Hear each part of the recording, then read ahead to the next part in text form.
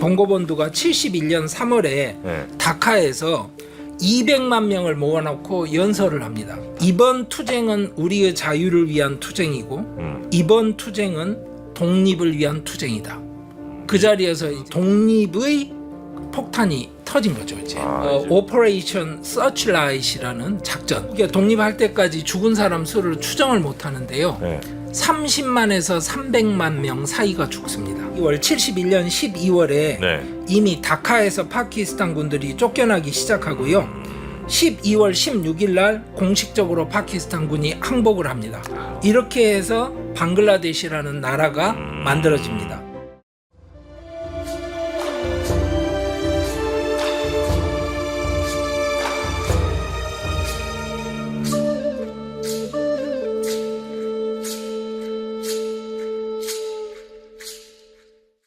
강성현 교수의 남아시아 인사이드, 오늘도 아주 흥미로운 남아시아 이야기 여러분께 전해드리도록 하겠습니다. 반갑습니다. 저는 정프로고요.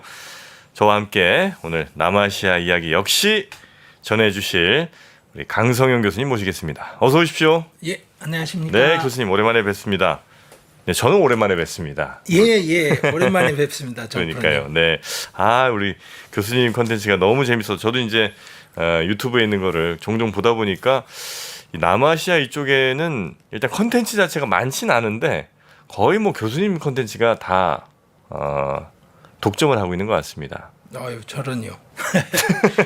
아직까지는 남아시아가 일반인들에게 그렇게 널리 알려진 지역은 못 되는 것 같습니다. 네. 그러다 보니까 더 신기해서 많은 분들이 또 기다리시기도 하는데 요즘에 그래서 우리 3프로TV에서도 우리 강성현 교수님 컨텐츠가 아주 많은 분들의 호응을 또 얻고 있습니다. 오늘도 재밌게 잘 부탁드려 볼 텐데, 자, 오늘은 어디로 갑니까? 계속 이제 인도 얘기를 좀 많이 해주셨는데. 예, 방글라데시 이야기를 좀 하려고 그래요. 방글라데시. 예, 그러니까 방글라데시 그러면 사람들이 대부분 굉장히 높은 인구 밀도 그리고 자연재해, 홍수 이런 것을 떠올리고요. 그럼 못 산다는 느낌 좀. 예, 그렇죠. 극빈국. 예. 그런데 실제로는 방글라데시가 최근 들어서 그리고 그 전에도 인도보다 1인당 GDP가 더 높은 나라라는 거를 아는 사람이 별로 많지가 않고요. 방글라데시가 인도보다 더 높아요? 예, 높은 적이 많았습니다. 아, 그렇습니까? 예, 그러니까 이런 방글라데시 상황에 대해서 좀 더 객관적으로 좀 이해를 해볼 필요가 있고요. 네. 특히 한국이라는 나라에게는 굉장히 중요한 파트너가 될 거라고 저는 생각을 하고 있기 때문에. 우리랑요? 예, 그렇습니다. 국제 지정학적으로도 그렇고 네. 산업 구조도 그렇고 인구 구조도 그렇고. 그래서 방글라데시에 주목을 해야 되는데 이야기가 너무 기니까 네. 오늘은 네. 거의 소설 이야기처럼 들리는 방글라데시의 현대 정치에 대한 이야기만 짧게 좀 해드리려고 합니다. 그 소설과 같은 어떤 극적인 사태들이 좀 많이 있습니까? 방글라데시 정치에? 예, 그러니까 무슨 이야기냐면 네. 개인적인 원한이 얽혀 있는 네. 두 여성 정치인이 정권을 20년간 주고 받으면서 그래요? 나라가 완전히 양분된 나라였습니다. 지금도 네. 그 구도입니다. 방글라데시가 이슬람 국가죠? 예, 맞습니다. 근데 두 대표 정치인들이 여성이에요? 예, 맞습니다. 지금도 그렇습니다. 좀 독특하네요, 이거는. 제가 흔히 생각하는 이른바 그 무슬림 국가에서는 여성분들이 그렇게 정치 일선에 나서지는 않지 않나 이런 생각을 했는데 그렇지는 않군요. 그렇지가 않습니다. 그래서 네. 그거를 약간의 좀 이야기거리 겸 네. 방글라데시를 이해하기 위한 네. 모티브로 좀 설명을 드리려고 그래요. 네. 최근에 22년 5월에 인도 언론에서 상당한 양의 보도가 나왔었습니다. 네. 무슨 보도였냐면 2021-22 회계년에 인도가 다시 1인당 GDP에서 방글라데시를 넘어설 것이다. 근데 이런 보도가 왜 중요하냐면요. 네. 방글라데시가 당연히 인도보다 1인당 GDP가 낮지 이런 이야기를 할 상황이 아니라는 뜻입니다. 인도는 방글라데시 넘어서는 게 나름 꽤 중요한 일인 모양이죠? 예전에는 당연했죠. 인도가 남아시아를 지배하고 있는 패권국이고 그렇겠죠. 독립을 할 때 인도의 힘으로 독립을 했고 방글라데시가 도움을 받았거든요. 아, 네네네. 그러니까 그 과정을 거치자면 큰 형인데 작은 형이 지금 연봉이 작은 아들이 훨씬 더 연봉이 많은 상황이 됐다. 뭐 이런 상황에 대해서 네네네. 인도 대중들도 처음에는 약간 어이없어 하다가 문제의식으로 받아들이기 시작한 겁니다. 아, 그래요? 지금 인도 경제 정책이 이게 맞는 건가?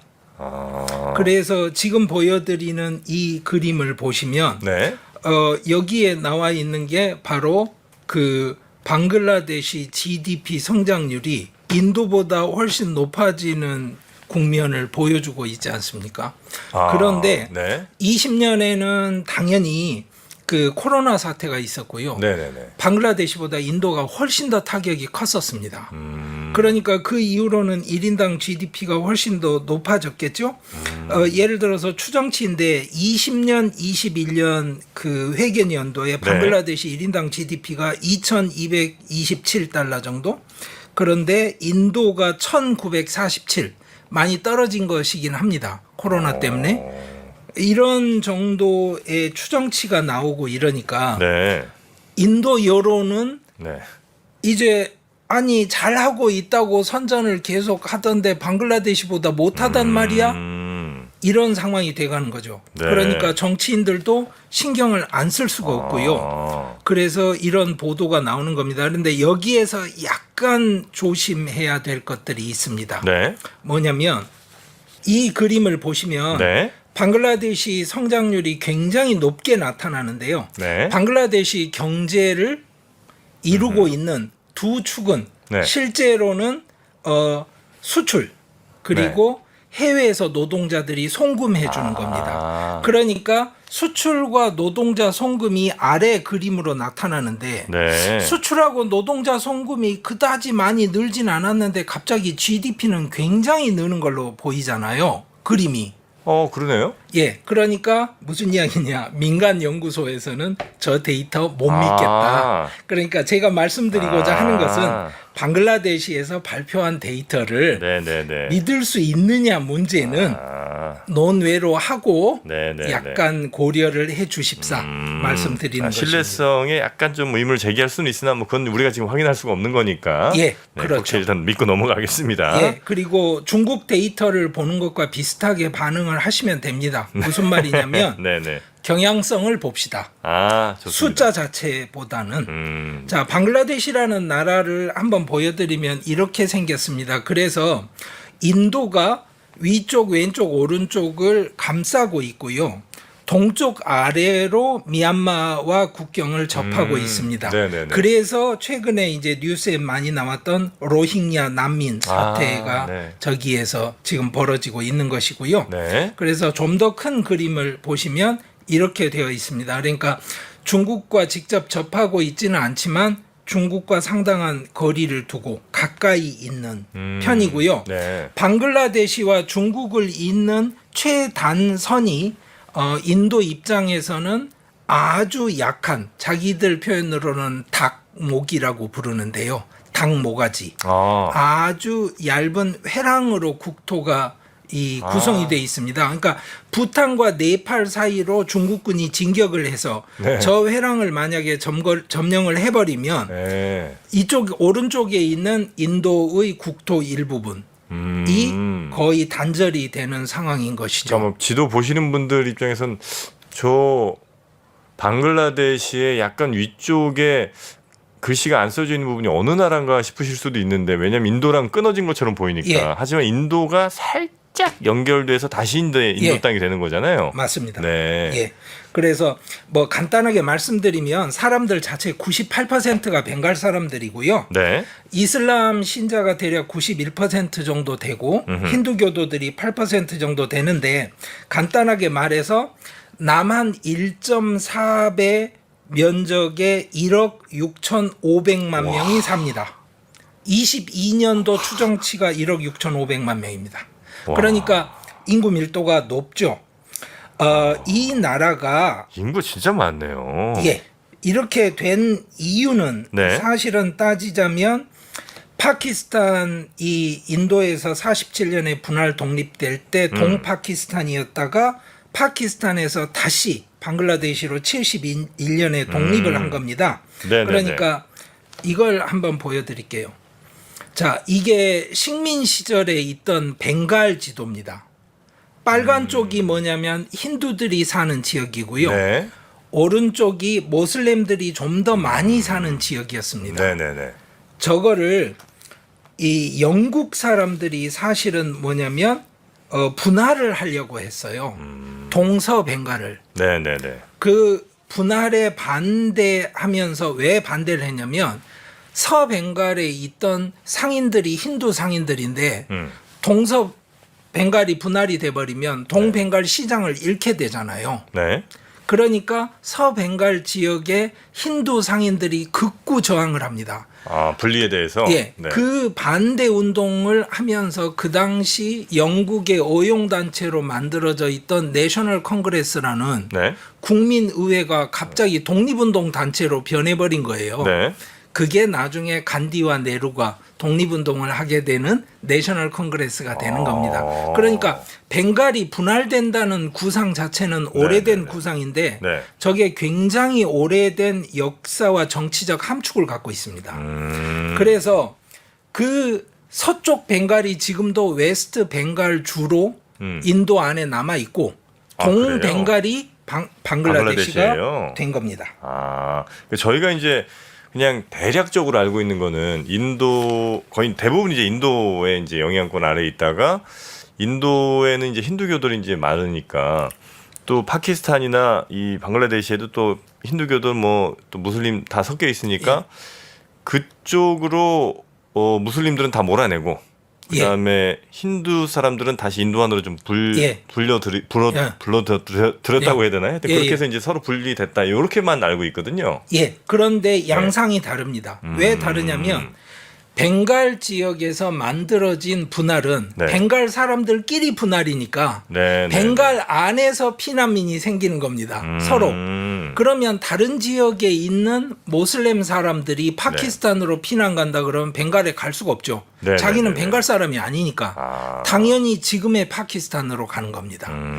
그리고 또 하나는 힌두교도들도 네. 자 동벵갈에서 서벵갈로 피난을 오면 되지 델리까지 피난을 올 이유가 없지 않습니까? 그렇겠죠. 예, 그렇습니다. 그러니까 벵갈 지역은 완전히 그 나름대로의 문화적인 일체성과 동일성을 갖고 유지가 된 거고 네. 파키스탄은 유지가 안 된 겁니다. 예를 들어서 지금 파키스탄의 언어 구획을 보여드리는 겁니다. 이만큼 언어가 다양합니다.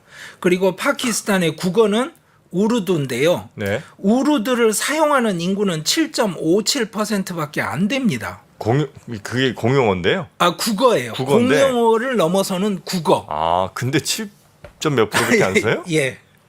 그러니까 인도에서 넘어온 피난민들만 사용하는 언어입니다. 아. 그러니까 현지에서 원래 살던 사람들은 그러니까 파키스탄과 벵갈, 방글라데시는 네네네. 아예 뿌리가 다른 그 역사적인 배경을 가진 겁니다. 종교만 이슬람이라는 것. 그렇죠. 그 공통점이 있고. 그리고 또 하나는 영국이 그렇게 독립을 시켰다는 것. 네네네네. 물론 다음 그림 보시면 네. 학자들은 방글라데시 안에 쓰는 언어를 이렇게 구분합니다. 벵갈어가 다 대부분이고 산악 지역에 가면 굉장히 많은 소수 언어가 있어서 언어학하는 사람들한테는 굉장히 재밌는 지역입니다. 아, 독특한 언어들이 많군요. 예. 네. 산악 지역이나 밀림 지역에. 그런데 그건 학자들의 관심이고 네. 정치적으로 따지자면 왜냐하면 인구 자체가 98%가 벵갈 사람인데 이게 소수 언어가 다양하게 있는 국가다라고 이야기하기는 무리인 거죠. 그러니까 네. 파키스탄 헌법이 56년에 반포가 돼요. 네. 그 이제 파키스탄이 독립하고 나서 그때는 동파키스탄이 같이 파키스탄에 속해 있었죠. 네. 그런데 동파키스탄이라고 하면 지금의 방글라데시. 네. 그렇죠. 거기에 52년부터 벵갈어 운동이 시작이 됩니다. 아니 왜 자기들끼리 우르두가 중요하다고 그러고 우리 벵갈어는 이거 무슨 뭐 어디 사투리 취급을 하느냐. 네. 그리고 벵갈어는 아예 다른 언어잖아요. 네. 그런데 이제 58년에 아윳 칸이라는 그 장군이 네. 쿠데타를 통해서 집권을 하는데 11년간 집권을 해요. 파키스탄에. 네. 그때 62년에 새 헌법을 만들면서 의회는 다카, 지금 방글라데시 수도로 네.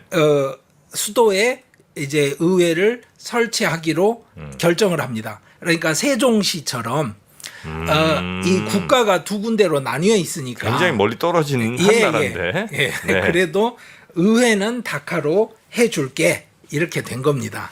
일정 정도 뭐라도 해줘야 되잖아요. 네네네.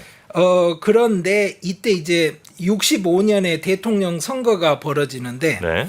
그 파키스탄을 독립시킨 진나라는 지도자의 부인이 살아 있었어요. 그 당시에. 그 여자 이름이 파티마 진나입니다. 네. 이 파티마 진나하고 군부 통치를 하던 아윳 칸 장군하고 붙었는데 네. 얼마나 세게 붙었겠습니까? 어. 그때 아와미 리그라고 그래서 평민당, 지금 방글라데시의 집권당입니다. 네. 평민당은 파티마 진나를 지지를 합니다. 네. 그러니까 그 아윳 칸 장군 눈밖에 난 거죠. 벵갈 이 자식들이 전부 다 저쪽 편을 든단 말이야 이렇게 된 겁니다. 내가 의회까지 거기다 내주기로 예, 했는데. 예. 네. 그래가지고 있던 상황에 65년에 인도하고 파키스탄이 전쟁을 하게 되니까 벵갈 지역에서 난 전쟁은 아닌데 국가 간의 전쟁이잖아요. 네. 그러니까 서벵갈과 그 당시 동파키스탄이 교역을 할 수가 없게 되죠. 전쟁 상태니까. 그러니까 괜히 자꾸 피해를 보는 거예요. 네네네. 그 상황을 다음 표가 지금 보여드립니다. 네. 여기서 보실 건 딱 이겁니다. 자, 맨 위에 보시면 파키스탄이 인구가 36.23%예요. 인구가 방글라데시 훨씬 많아요. 훨씬 많죠. 그런데 실제로 국가에서 쓰는 돈은 보시면 71.16을 씁니다. 와. 서파키스탄에. 그런데 인구는 보세요. 동쪽이 63.77인데 돈을 얼마를 써요? 28.84를 씁니다. 그러니까 66년에 아와미 리그 방글라데시 평민당 지도자였던 셰이크 무지부르 라흐만 이 사람이 초대 방글라데시 수상이 돼서 지금은 네. 봉고본두라고 부릅니다. 벵갈의 친구라는 뜻입니다. 봉고본두. 네. 그래서 봉고본두라고 제가 부를게요. 네. 사람 이름이 너무 많으면 이해하기 힘드시니까요. 헷갈립니다. 네. 예. 이 봉고본두가 네.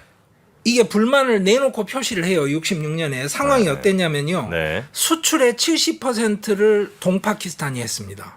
왜냐하면 차하고 주트 있죠. 주트가 뭐예요? 주트 그 마인데요. 네. 바다에서 선박 같은 데 쓰는 밧줄 만드는 황마라고도 하고 뭐 하는 아주 튼튼한. 예, 튼튼한. 그리고 특히 물에 젖어도 그게 탄성을 잃지 않는. 지금은 안 쓸 것 같지만 그렇지 않습니다. 많이 써요 지금. 예를 들어서 엘리베이터를 올리고 내리는 그 쇠 로프 네. 사이에 코어가 들어가야 되지 않습니까? 네. 용도에 따라서 주트를 섞어서 씁니다. 왜냐하면 금속과는 다르게 탄성이 좋기 때문에. 그 정도로 이게 튼튼한 모양이죠? 예, 주트가 아주 독특한. 그리고 예전에는 합성 재료가 없었기 때문에 주트가 더 중요했죠. 네네. 아니 그럼 수출은 70%를 하는데 자 지금 중앙 정부 직책은 15%만 벵갈 사람 시켜줘요. 그리고 군대는 10%만 벵갈 사람이 하는 거예요. 그러니까 일은 다 하고 돈은 다 버는데 예. 엉뚱하게 돈은 다 저쪽에서 쓰는군요. 예. 네. 그러니까 불만이 가는데 문제는 뭐였느냐? 아까 국어 말씀드렸는데 네. 벵갈어 탄압 정책을 시작을 합니다. 그래서 벤갈의 대표적인 문호 그러면 타고르죠. 우리도 아는 타고르. 타고르. 예, 노벨 문학상 받은 타고르. 우리나라를 예, 동방의 빛 뭐 이런. 네, 그래서 예, 그 타고르가 벵갈 사람입니다. 그래요? 예, 그 사람은 힌두였지만 지금도 방글라데시에서는 당연히 그 대문호이자 벵갈의 정신을 담지한 사람으로 존중받습니다. 인도 분이 아니셨어요? 벵갈 사람이죠. 그러니까 인도 사람이죠. 그러니까 벵갈이긴 한데 그 벵갈에서는 약간 서쪽에 사셨군요. 예, 완전히 서쪽이죠. 그래서 네. 타고르 작품을 공식 국가 방송 매체에는 방송하지 못하도록 금지령이 떨어집니다. 어디에서? 파키스탄에서? 파키스탄에서. 오. 그러던 차에 1970년에 사이클론이 와가지고요. 네. 50만 명이 죽습니다. 그런데 국가에서 해주는 게 없었어요. 그러니까 이제 정말 화가 난 거죠. 네네네네. 그래서 이제 70년 12월에 선거가 벌어졌는데, 자, 선거를 하면 지역구가 있을 텐데 파키스탄이 자 서파키스탄이 있고 동파키스탄이 있고, 네. 동파키스탄의 그 지역구에서 의석수가 167석인 9석인데 네. 그 중에 167석을 그 봉고 본두가 이끄는 평민당이 차지해 버립니다. 그럴만 하네요. 네. 그러고 나니까 이제는 야 우리가 이제 이쪽에 정부를 구성할 거야. 자 우리 나를 수상시켜 줘 이랬는데 그때 있던 장군이 이제 아히아 칸이었는데 계속 시간을 끕니다.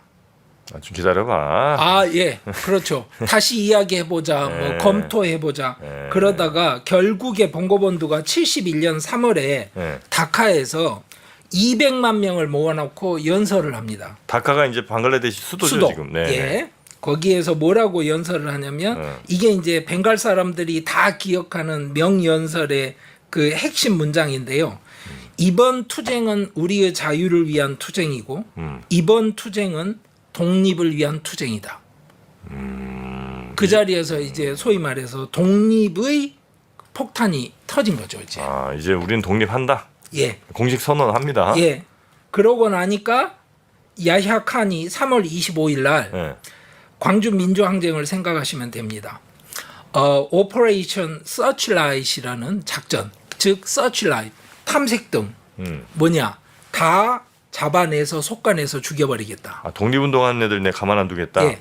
그래서 특히 그 당시 학생운동, 네. 벵가로 운동했던 지식인들 집 주소 리스트를 갖고 군인들이 전부 다 가서 집에서 다 쏴 죽여버립니다.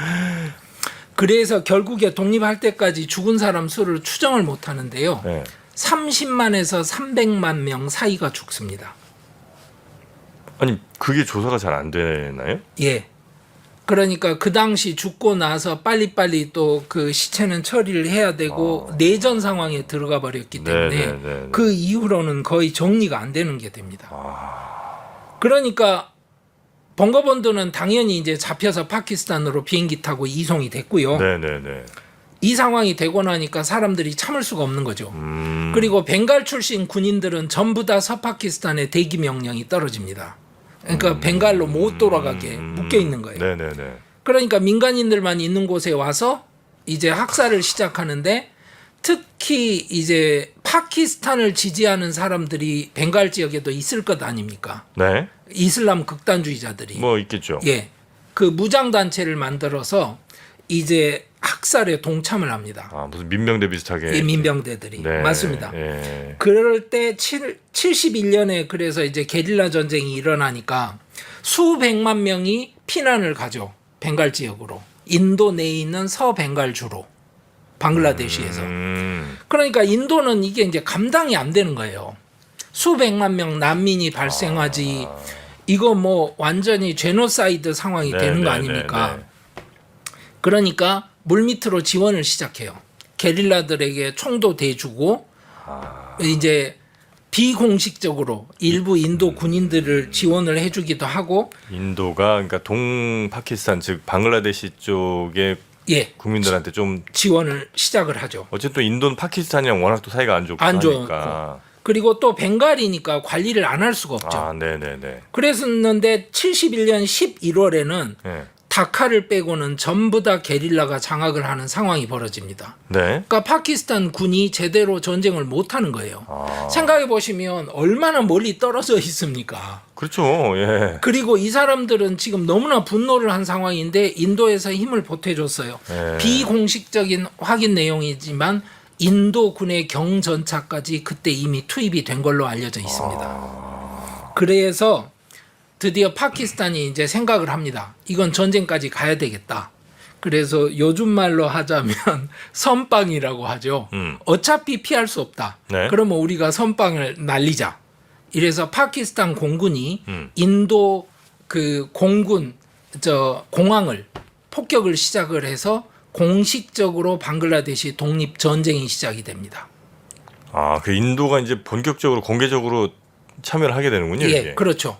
파키스탄이 폭격까지 했으니까. 네네네네. 그러니까 이제 인도군이 본격적으로 참전을 하게 되고 벵골만에서 해군들끼리 전쟁을 또 하게 되지 않습니까? 네. 이게 굉장히 중요한데요. 초창기에 그 지금도 파키스탄 군대의 역사에서는 전설로 남는 네. 뭐 항고르 뭐 이런 이야기가 있습니다. 그게 뭐냐면 파키스탄 잠수함이 네. 인도 순양함을 격침을 시키는 그 전과를 세웁니다. 네. 그래서 이제 파키스탄 내에서 해보자. 이거 불가능하지 않다. 이길 수 있다. 예. 그런데 인도 입장에서 보기엔 이건 말이 안 되는 전쟁인 거죠. 그렇게 멀리 떨어진 두 지역을 두고 전쟁을 하는 데다 인도가 덩치가 얼마나 큰데. 인도를 뺑 돌아서 이렇게 가야 되는 거 아니에요? 그렇죠. 예. 비행기로 가지 못하면. 네. 그러니까 결국에 뭐냐면 71년 12월에 네. 이미 다카에서 파키스탄 군들이 쫓겨나기 시작하고요. 12월 16일 날 공식적으로 파키스탄 군이 항복을 합니다. 아, 그래요. 이렇게 해서 방글라데시라는 나라가 만들어집니다. 근데 이때 굉장히 우리가 모르는 중요한 게 있습니다. 네. 뭐가 있냐면 그때 벵골만에 뭐가 들어와 있었냐면 미국 항공모함 엔터프라이즈호가 들어와 있었습니다. 여기에 왜 들어와 있어요? 예, 그게 이제 굉장히 중요합니다. 한국 사람들은 이해를 못하는데 네. 방글라데시 독립을 막았던 제일 큰 세력은 미국이라고 이제 기록이 되어 있는 거고요. 방글라데시 독립을 막아요? 예. 왜? 그러니까 인도 너희들 까불지 마 이런 거죠. 그러니까 47년에 네. 분할이 된 다음에 네. 파키스탄과 인도를 러시아와 미국이 각자 자기 편으로 만들려고 계속 그랬는데 인도는 미국 말을 전혀 안 들었어요. 네. 그러다 보니까 파키스탄이 얼른 제가 미국 편 하고 싶어요. 이렇게 돼서 친미 국가가 됐어요. 예, 파키스탄이 친미 국가가 돼서 미제 무기를 계속 받으니까 아. 인도는 엉겁결에 소련제 무기를 계속 받게 되고 네. 이 구도가 굳어져 버렸어요. 오. 그랬는데 문제는 뭐냐? 이게 이제 방글라데시 독립 전쟁이 일어나니까 파키스탄이 아예 국토의 절반이 없어지는 거 아닙니까? 네네네. 그러니까 미국 입장에서는 그때 키신저가 네. 이제 결정을 해야 되는 겁니다. 어떻게 할 건지. 그래서 그때 tonkin만에 있던 베트남 전쟁 중이었어요. 아, 복잡한 네네네. 상황이었어요. 아, 그러네요. 네. 근데 항공모함을 빼가지고 벵골만에 집어넣은 겁니다. 그래가지고 경고장을 날린 거예요. 인도에게. 너희들 까불지 마. 그래서 인도가 이미 실제로 인도군에게 명령이 들어갑니다. 항공 폭격에 대비해서 네. 빨리 대도시들을 다 장악하고 지상군의 완전한 승리를 먼저 선언을 해라. 선언을 해라 이런 식으로. 아, 네네. 그런데 그때 미국이 실제로 개입할 의사가 있었느냐, 겁만 주려고 했느냐. 네. 그리고 또 하나, 그럼 미국을 어떻게 막았느냐 네. 이겁니다. 그 항공모함 맞은편에 네. 소련 순양함이 와 있었고요. 네. 소련 공격용 핵잠수함이 2대가 거기 와서 네. 한 대는 심지어 미국 그 항공모함 앞에 탄도미사일 발사 해치 뚜껑을 열어놓은 상태로 대치를 했습니다. 자, 거의 뭐 일촉즉발. 시작하면 네. 3차 대전 간다. 그러니까 인도나 방글라데시 입장에서는 어떤 느낌이 들었겠어요? 야, 이거 진짜 뭐 잘못하면 큰일 나네요. 예. 그러니까 쿠바 미사일 위기 같은 분위기가 그때 벵골만에 있었어요. 네. 나중에 밝혀진 일입니다. 아. 왜 뭐냐? 네. 키신저가 그때는 자 62년에 중국 인도 전쟁 이후로 전쟁 물자 보급을 막아버려요. 양쪽에 인도하고 파키스탄에. 네. 그 상황에서 키신저가 뭘 보고 있었냐면 중국과 러시아의 불화를 보고 있었던 거예요. 그래서 냉전을 끝내려면 우리가 중국을 소련에서 떼내자 라고 생각을 했는데 그때 소련에서 중국을 떼낼 수 있는 연락을 할 수 있는 통로가 두 군데였습니다. 네. 루마니아와 파키스탄. 아, 굉장히 복잡해지네요. 예. 네. 근데 파키스탄을 택했던 거예요. 그리고 실제로 키신저는 파키스탄에서 비행기 타고 중국을 들어갑니다. 그렇게 해서 나중에 중국이 개방된 겁니다. 그러니까 키신저가 그 다음에 자기가 회고하면서 인정을 해요. 네. 외교적인 굉장한 오판이었고 실수였다. 그 당시 방글라데시 독립에 대해서 네. 이렇게 견제구를 던졌던 것은. 하지만 키신저가 생각했던 건 방글라데시가 아니에요. 그 당시 파키스탄을 통로로 해서 중국과의 연결선을 만들었던 것이죠. 자, 이렇게 해서 네. 결국에 독립이 됩니다. 그러니까 미국이 그때 했던 역할에 대해서 네. 일반인들이 갖고 있는 그 인상은 한국 사람들이 생각하는 거랑 너무나 다른 거죠. 네네네네. 그렇게 해서 독립을 했을 때 이제 이야기를 좀 줄여서 짧게 할게요. 자, 이미 그러시긴 늦은 것 같습니다. 아 그래요? 네, 그래서 아마 그 두 여성 정치인 이야기 해주신다고 그랬는데 예. 아마 그거는 다음 에피소드에서 아마 들어야 되지 않을까 하는 생각이 좀 드는데요. 아 예, 그러면 그렇게 하시죠. 네네. 일단은 하여튼 이 파키스탄의 독립 이야기를 그럼 좀 마무리를 좀 하면서, 예. 그러니까 그냥 저희가 그냥 표면적으로 알기로는 이제 제가 아까 말씀드렸던 예. 정도, 그냥 종교가 서로 다르고 하니까 인도에 있는 예. 사람들 중에 이제 무슬림들은 양쪽으로 가라, 뭐 동파키스탄, 서파키스탄 가고, 그쪽에 있던 사람들 중에 힌두교도들은 그냥 인도로 들어와라, 이렇게 해서 서로 이제 찢어진 거 정도로 이제 생각을 했는데, 그보단 훨씬 더 복잡한 일들에 플러스 냉전에 관련된 이야기들까지 여기 이제 짬뽕이 돼서 들어가 있었던 거고요. 그렇습니다. 아, 그 상황에서 이루어진 네. 전쟁이 방글라데시 독립 전쟁이었습니다. 아, 그러니까 네. 방글라데시 사람들은 네. 원래는 파키스탄 사람들이잖아요. 그렇지 그렇죠. 않습니까? 예. 그러니까 인도하고 감정이 좋기가 힘들죠. 인도하고 그렇죠. 왜냐하면 파키스탄하고 인도가 갈라서서 독립을 했고 네. 그때 이슬람 사람들이 힌두들하고 대규모 폭동을 너무 많이 겪었고 벵갈 내부에서도 네네. 그랬는데 독립을 할 때는 어떻게 됐어요? 독립할 때 또 인도 도움을 받았으니까. 인도 도움을 받았고 같은 모슬렘인데 파키스탄 사람들이 와서 학살을 했잖아요. 완전 원수죠 거기는. 근데 그러면 지금 방글라데시 사람들은 어느 쪽 편이에요? 방글라데시는 지금 인도랑 그래도 더 친하지 않을까 하는 생각이 드는데 그렇지 않나요? 그게 제가 말씀드리고자 하는 내용입니다. 다음 편에 말씀을 드려야 될 것 같네요. 아 그럼 그 한쪽이 친인도, 한쪽이 친파키스탄 쪽이에요? 정확합니다. 바로 그거를 이해를 못하시면 방글라데시 정치를 이해를 못합니다. 그렇습니까? 그래서 이렇게 말씀을 드린 거고 그 친파키스탄 친인도 구도가 네네. 독립전쟁 때는 또 뭐하고도 관계가 돼 있냐면 네. 친소련 친미국 친미국. 구도하고도 관계가 돼 있죠. 그 여기는 이제 완전히 예를 들면 다른 나라들은 뭐 진보니 보수니 뭐 이렇게 이제 가기도 하고 예. 뭐 노동당 보수당 이렇게 예. 가는데 여기는 이제 친 어디 요거가 제일 핵심되는 갈라서는 지점인 거군요. 그렇죠. 그게 또 하나는 종교가 갈라서는 지점이기도 해요. 같은 모슬렘인데 네. 극단주의 모슬렘 원리주의자들은 친파키스탄 지향이 강하고 그 다음에 온건주의 세속주의 이슬람을 네네네. 믿는 사람들은 친인도 계열 여기는 뭐 시아파니 수니파니 요렇게는 분류를 안 합니까? 있습니다. 그게 일부가 있긴 하지만 네. 그 분류는 크게 의미가 없어요. 아 그래요. 예. 누가 조금 더 원리주의자들이냐, 예. 누가 조금 더 예. 세속주의자들인 요 차이가 예. 있는 거군요. 예. 알겠습니다. 자 일단 오늘 우리 강서영 교수님과 함께 아주 흥미로운, 물론 이제 우리 입장에서 흥미롭고 이제 그들에게는 굉장히 또 아픈 역사이긴 할 것 예. 같습니다만 그 파키스탄, 방글라데시죠. 이 방글라데시의 독립 과정을 저희가 한번 쭉 살펴봤고요. 그 과정을 이해하니까 이제 아마 다음에 이야기해 주실 방글라데시의 아주 피 튀기는 정치 전쟁 예. 요 이야기에 우리가 기본적인 좀 탑재를 좀 한 것 같습니다. 네, 그럼 이제 다음 에피소드에서 방글라데시 두 여성 정치인의 피 튀기는 전쟁을 우리 강서영 교수님께 좀 이어서 듣도록 하겠습니다. 자, 그러면 우리 강서영 교수님 다음 시간에 뵙겠습니다. 고맙습니다. 예, 감사합니다.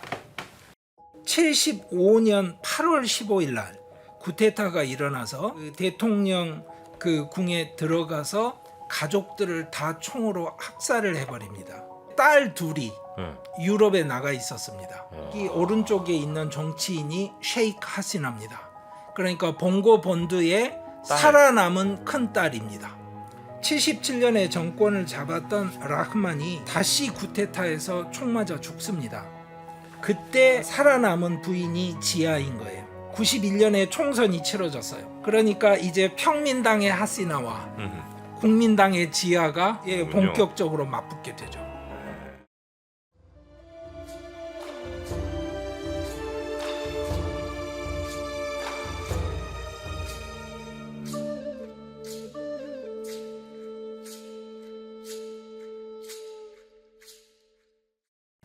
강성윤 교수의 남아시아 인사이드. 오늘 방글라데시 두 번째 이야기 여러분께 들려드리도록 하겠습니다. 오늘도 함께해 주실 강성윤 교수님 어서 오십시오. 예, 안녕하십니까? 네, 반갑습니다. 자, 저희가 이제 지난 에피소드에서 지금의 방글라데시 정치 상황을 이해하기 위한 기초교육을 좀 받았습니다. 예. 왜 어떻게 이제 두 세력들이 갈라지게 됐는지, 무엇을 갖고 치열하게 이제 다투게 됐는지 이제 역사적인 배경을 좀 배웠고요. 실제로 그럼 어떻게 다퉈왔는지, 어떤 정도의 싸움을 하고 있는지를 이번 시간에 좀 알려주시면 어떨까 싶습니다. 예. 지난번에 이제 방글라데시 독립 과정에 대한 설명을 드렸으니까요. 네. 그때 독립 과정의 정치적인 주도권을 잡고 있던 봉고본두가 독립 전쟁 당시에는 파키스탄에 갇혀 있었습니다. 네. 묶여 있다가 이제 독립 이후로 방글라데시로 돌아가게 됩니다. 그래서 초대 수상으로 이제 집권을 하게 되죠. 봉고본드가 예, 그렇죠. 네. 그래서 방글라데시에서는 봉고본두라는 말을 그 사람 죽고 나서 이제 쓰는 표현인데요. 벵갈의 친구라는 벵갈의 친구. 표현입니다. 네. 이 봉고본두가 초대 수상이 되면서 이제 방글라데시는 꿈에 가득 찬 미래를 독립을. 그리게 되는 거죠. 네. 벵갈 사람들이 만든 나라라는 뜻이 바로 방글라데시입니다. 그러니까 벵골이라는 말은 영어식 표현이고요. 네. 벵갈 사람들이 벵갈을 부르는 말을 방라라고 합니다. 방라. 그리고 데샤라는 말은 지역, 나라 이런 뜻입니다. 그러니까 방라데샤. 여기서 A를 맨 끝에 있는 A를 빼면 방라데시 되지 않습니까? 그래서 방글라데시라고 하는 겁니다. 그분들이 그럼 스스로를 부를 때는 그 나라 이름은 벵갈 나라 그런 뜻이죠. 그러니까 그쪽 발음은 벵라데시, 방라데시야. 예. 그렇게 가는군요. 예. 네. 알겠습니다. 그래서 이 나라가 독립을 했는데 봉고본두가 이제 초대 수상이 되고 나서 72년 11월에는 이제 헌법도 공표가 되고요. 네. 그런데 문제가 생깁니다. 뭐냐면 경제난 해결을 잘 못해요. 그리고 굉장히 사람들에게는 인상이 좋은 정치인이었는데 그 카리스마 있는 장악력 같은 면에서는 좀 부족한 면이 이제 드러나기도 시작하고 그러다 보니까 여러 문제들이 산적해서 감당이 안 되고 내각제 국회에서 너무너무 그 정치적인 논란이 많다 보니까 75년에 봉고본두가 일당 독재 사회주의를 시행하게 됩니다. 실망스럽네. 예. 그러니까 자기 입장에서는 피할 길이 없다. 그리고 또 하나는 지난번에 한번 기회 있을 때 제가 내루 설명드린 것처럼 그 당시 남아시아에 있던 세속주의 지향의 지식인들은 이 사회주의 영향을 굉장히 많이 받았습니다.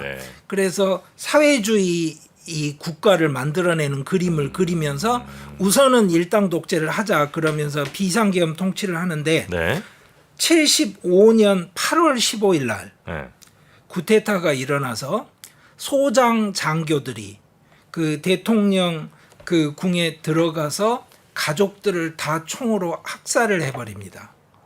그러니까 봉고본두뿐만이 아니라 거기 있던 가족들 전체가 심지어는 그 막내 아들이 열 몇 살인가 그랬을 거예요. 그 친구도 총 맞아 죽습니다. 그러니까 완전히 가족이 몰살을 당한 거죠. 그때 딸 둘이 유럽에 나가 있었습니다. 살았어요. 큰 딸이 이름이 하시나입니다. 그 하시나가 지금 그림에 보여드리는 바로 하시나입니다. 여기 오른쪽에 있는 정치인이 셰이크 하시나입니다. 그러니까 봉고본두의 살아남은 큰 딸입니다. 아 그래서 저분이 예. 정치를 그렇게 예. 하시는구나. 그러니까 어떤 한이 맺혀 있는지는 아시겠죠. 네, 충분히 이해됩니다. 예. 네네. 자, 제가 이제 에피소드를 간략하게 하나 말씀드릴게요. 네. 아버지랑 식구들이 다 총 맞아 죽은 날이 8월 15일이라고 그랬죠. 네. 그 라이벌이 되는 정치인이 여기 사진의 왼쪽에 나오는 칼레다 지아입니다. 칼레다. 예. 네. 이 칼레다 지아는 생일 잔치를 8월 15일 날 합니다. 생일 잔치요? 예. 왜요? 자, 생일이에요? 그날이? 그게 문제입니다. 칼레다 지아가 공식적으로 생일이 8월 15일이라는 걸 증명을 한 적이 없습니다. 그런데 생일 잔치는 8월 15일에 하고요. 칼레다 지아의 그 결혼 증명서, 여권 그리고 졸업 증명서에 보면 생일이 8월 9일로 나온 것도 있고요. 네. 9월로 나온 것도 있고 8월 다른 날짜로 나온 것도 있는데 네. 생일 잔치를 8월 15일에 합니다. 그러니까 설마. 하시나는 어떻게 받아들이냐면 설마. 예, 그래서 심지어는 측근들도 칼레다 지아에게 네. 생일 잔치 8월 15일 날 하지 마십시오 이런 조언을 했던 적도 있습니다. 자, 이 두 여성 정치인의 감정적인 대립이 네. 어떤지 아시겠죠?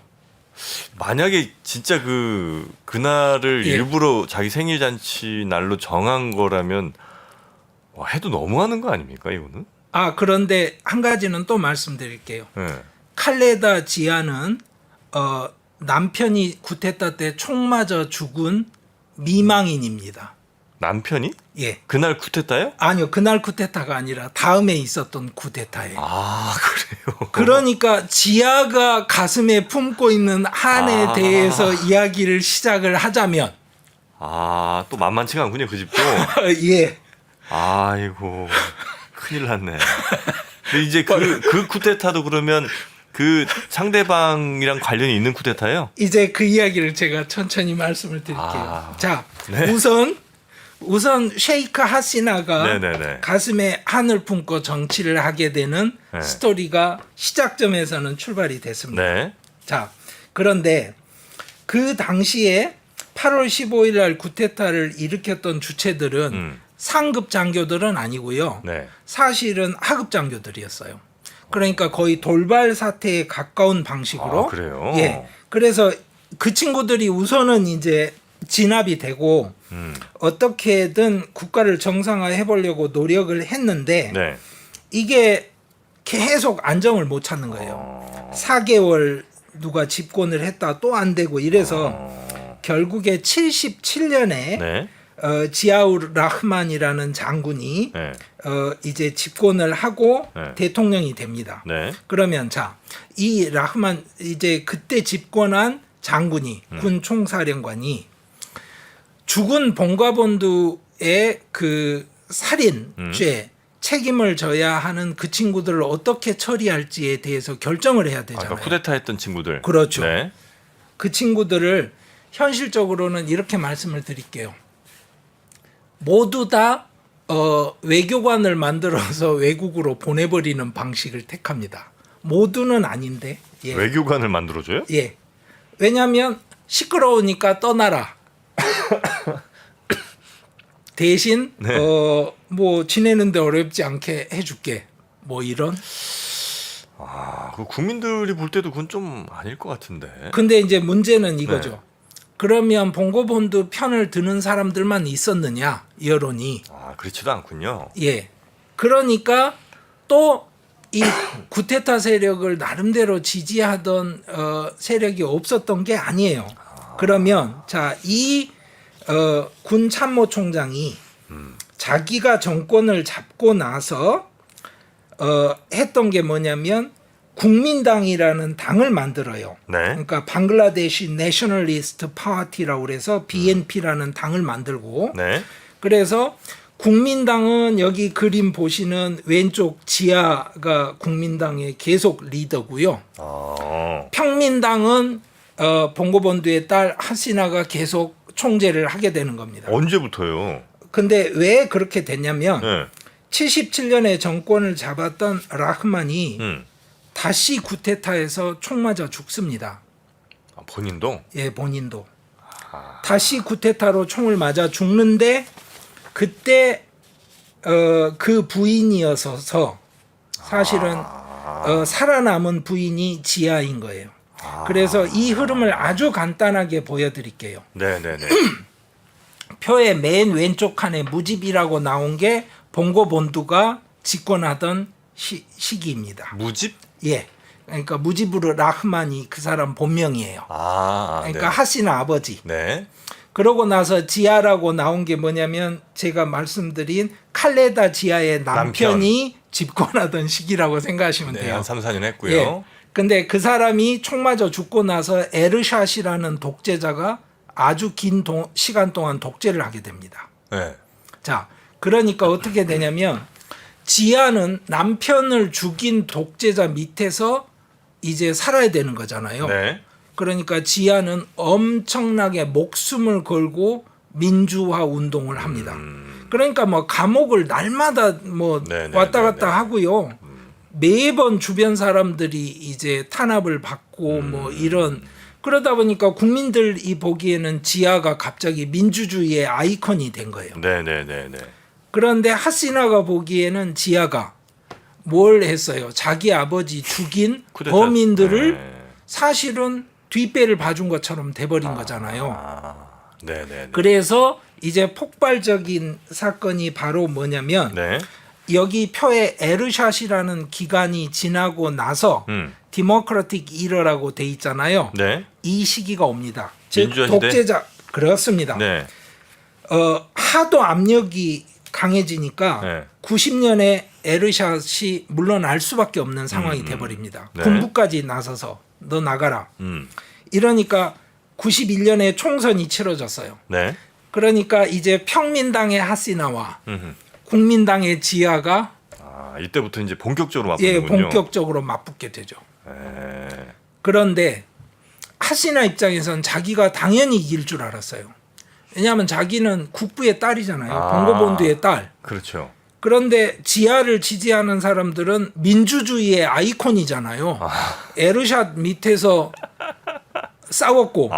근데 하시나 입장에서 보기엔 아니 똑같이 구테타한 군인의 부인인데 무슨 민주주의 이런 거죠. 야, 이거 되게 어렵네요. 이렇게 근데 또 하니까. 하나. 예. 여기서 굉장히 주목해야 될 대목이 뭐냐면 독립군과 정규군의 갈등입니다. 자, 방글라데시가 독립을 할 때 네. 정규군 중에 방글라데시 출신들은 다 서파키스탄에 묶여 예, 있었어요. 예. 여기 보내면 안 되죠. 예. 이 친구들이 다 반란할 텐데. 그러니까 이쪽에서 실제로 독립군으로 싸웠던 사람들은 다 뭐냐면 정규군이 아니었던 사람들이에요. 그렇겠죠. 네. 그렇죠? 네. 그러면 독립군이 나중에 독립을 하고 나면 어떻게 돼요? 뭐 군대 주요직을 차지해야 되겠죠. 당연히 그렇게 생각을 하시죠. 네. 근데 이 사람들은 사실은 따지고 보면 제대로 조직된 군대가 아니잖아요. 직업군인도 아니고. 그러니까 여기 묶여 있던 정규군이 돌아옵니다. 이쪽으로. 그들이 또 자리를 차지하는군요. 그러니까 이게 갈등이 있죠. 군부 자체가 둘로 갈리는 거예요. 나는 독립군파, 나는 정규군파. 그러니까 독립군파는 뭐냐면 야 니들이 무슨 한 거 뭐 있냐. 그렇죠. 예. 아니 너들은 구경했잖아. 뭐 그리고 예. 너들 지금 파키스탄 끄나풀이야 뭐야. 이런 거죠. 근데 이제 정규군은 규모도 훨씬 크고 실제 전투력도 훨씬 강한 집단인데 독립군이 자꾸 무시하면 기분 나쁘잖아요. 야, 우리가 안 오고 싶어 하느냐. 우리도 묶여 있었던 거고. 그렇죠. 니네가 할 줄 아는 게 뭐 있어. 뭐 그렇죠. 이렇게 하는 거겠죠. 너희들이 무슨 군대냐. 예. 이게 무슨 오합지졸 예. 이런. 그런데 예. 이 칼레다 지아의 남편 네. 지아가 정권을 잡고 있을 때 정리를 해줍니다. 어떻게? 정규군 쪽으로 완전히 정리를 해버려요. 독립군은 인원도 안 되고 그러니까 이제 군부는 전부 다 지하에 충성을 하게 되죠. 그러면 하시나 입장에서는 군부의 배경이 없이 정치를 하는 게 참 힘들거든요. 그렇잖아요. 네네, 특히 네. 쿠데타를 몇 번 겪었던 상황에. 그렇죠. 그래서 에르샷 시대를 가면 아예 정규군이 이제 독립군하고 뭐 비교할 수 없을 만큼 군대를 완전히 장악한 상황이 되고요.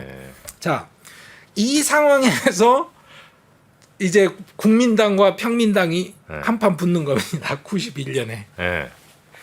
그래서 결국은 결론이 어떻게 났느냐? 네. 지하가 이겼어요. 지하가 이겨요? 예. 아. 지하가 이겨서 네. 그 다음에 어떻게 됐느냐? 당연히 엄청난 이제 그 갈등 구조 안에서 이쪽이 이겼는데 네네. 이 둘의 개인적인 원한 관계도 제가 말씀을 드렸잖아요. 네. 그만큼 이 둘이 서로 이제 갈등을 겪던 상황이었는데 최악의 상황이 뭐였냐면 지하가 수상이 돼서 정권을 잡은 다음에 뭘 하게 되냐면 형사법적으로 손해배상법이라는 걸 통과를 시켜버립니다. 근데 그게 무슨 뜻이냐면 사실은 옛날 봉고본들을 죽인 구테타 세력들이 형사적으로 더 이상 책임을 지지 않아도 되는 결론을 내려줘 버린 거예요.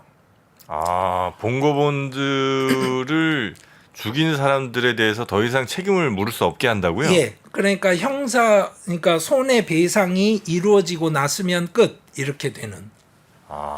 그러니까 이제 그때부터는 이 두 사람의 사이가 같이 말도 섞을 수 없는 사이로 완전히 강을 건너가는 겁니다. 이제.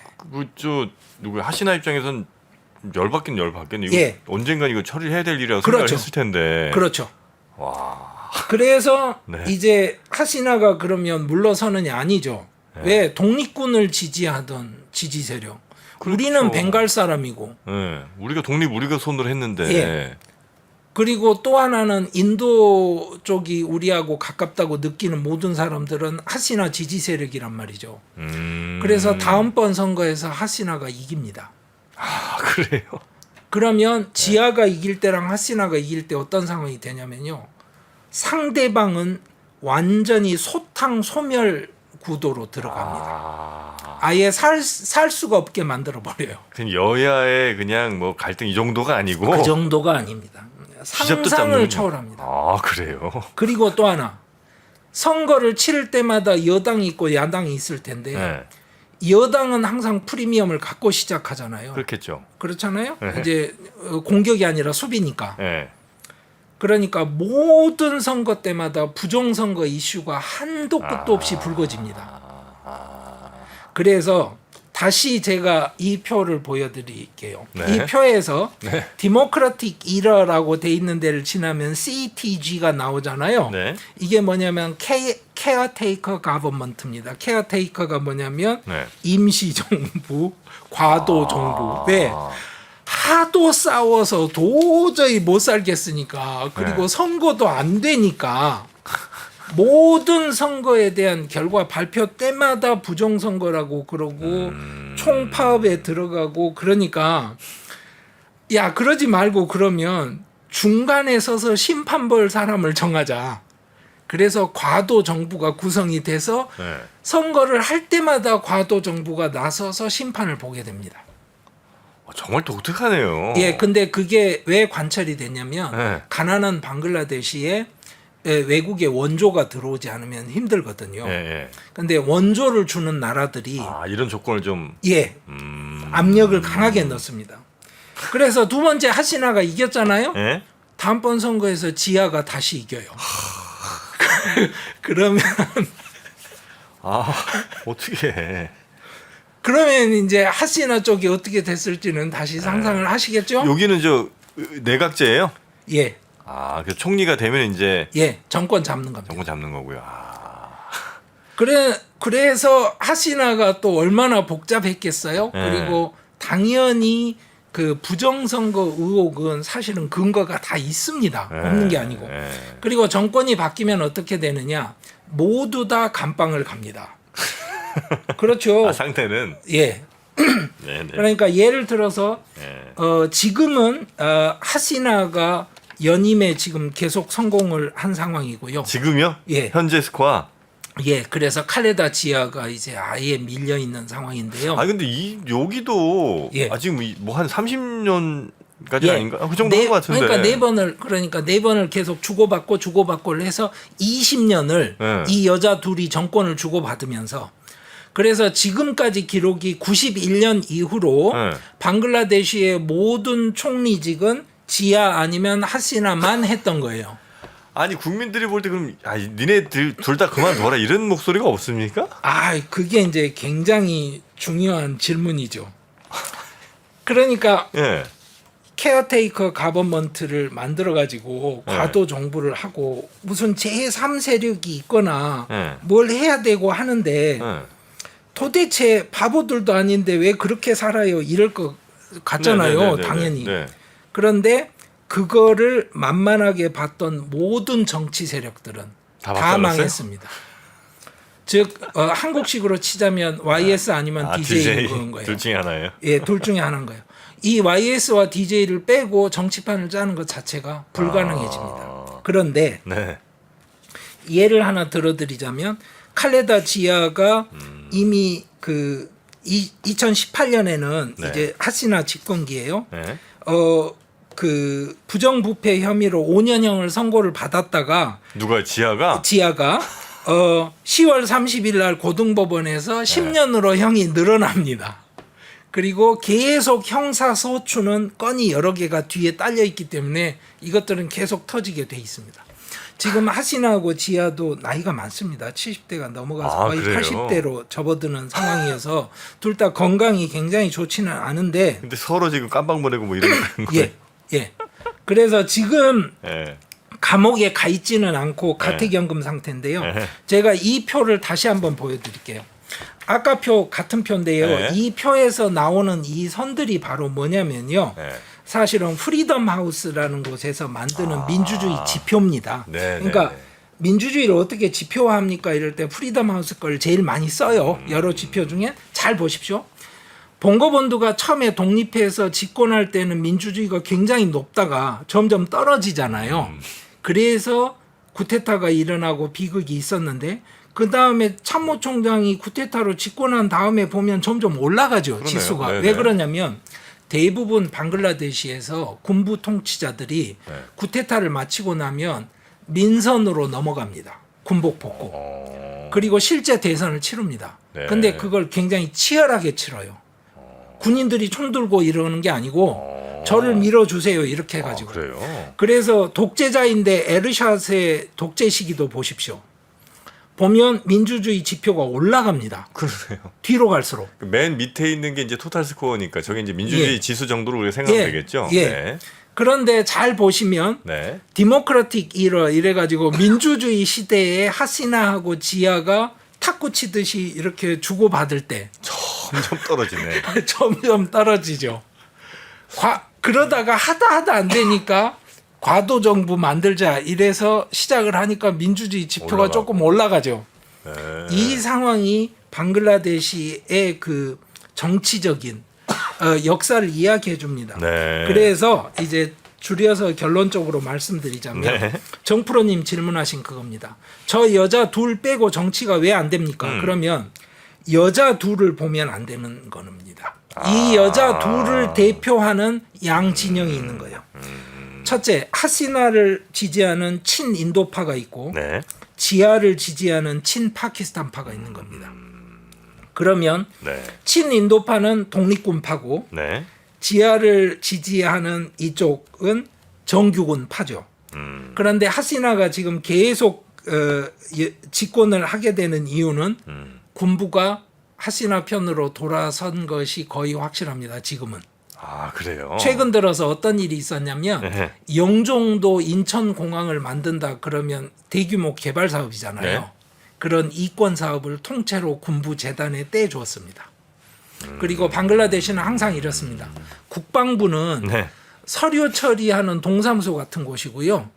국방장관은 수상이 겸직을 합니다. 당연히 쿠데타에 신경 써야 되니까. 네. 그래서 수상실 내부에 있는 국방비서실이 제일 중요합니다. 거기서 군부 인사가 이루어지고 국방부는 그냥 서류 처리만 합니다. 네네네. 그러니까 하시나가 그 방식으로 군부 관리에 들어갔다가 네. 맨 마지막에는 이권 사업의 주체로 군부의 이권을 챙겨주면서 네네. 군부가 원래 지하를 지지를 했었는데 이제는 그런 구도도 아닌 겁니다. 네네. 그리고 하시나는 세속주의파를 대표하고 네. 좌파 지식인, 아. 지하는 이슬람주의파를 대표합니다. 네. 그러니까 이 하시나를 이해하는 게 굉장히 중요한 게 이 여자들 둘의 한 맺힌 스토리뿐만이 아니라 네네. 하시나가 계속 집권을 하게 되면 방글라데시 자체에 있을 세속주의적인 새로운 노력들이 정치적으로 드러날 겁니다. 지금 물밑으로만 조금씩 알려져 있는 게 뭐냐면 네. 학교에서 세속주의 교육을 합니다. 음. 그게 이슬람주의자들한테는 이게 이제 불만이 굉장히 거슬리는 거예요. 그렇겠죠. 이거에 좀 주목을 하셔야 되고 그걸 근거로 해서 네. 이제 방글라데시 경제를 이해하셔야 됩니다. 네네네. 이거 방글라데시는 그러니까 어릴 때는 이제 막 굉장히 극빈국으로 그냥 뉴스를 통해서 좀 접하다가 나중에 이제 한 20, 30대쯤 됐을 때는 그 의류에 보면 메이드 인 예. 방글라데시 꽤 많았었던 것 같거든요. 맞습니다. 예. 그래서 요즘은 특별히 뭐 이렇게 접할 마땅한 게 없었는데 생각보다 방글라데시에 우리나라 기업들도 많이 많습니다. 가 있는 모양이더라고요. 방글라데시 수출의 엄청난 부분을 차지하는 게 한국 의류업체입니다. 아 그렇습니까? 예. 네, 언제 한번 또 이 방글라데시 관련해서는 또 흥미로운 이야기들이 아주 많이 숨어 있는 것 같은데요. 오늘은 이 정치 이야기, 특히나 와 정말 이 정도로 어마어마한 이야기가 숨겨져 있는지 몰랐는데 방글라데시의 정치 이야기 오늘 집중적으로 좀 들어봤고요. 나머지 이야기는 한번 다시 다음에 한번 기획해서 예. 우리 강성윤 교수님께 청해 듣도록 하겠습니다. 예. 자 오늘도 함께해 주신 강성윤 교수님 대단히 고맙습니다. 감사합니다.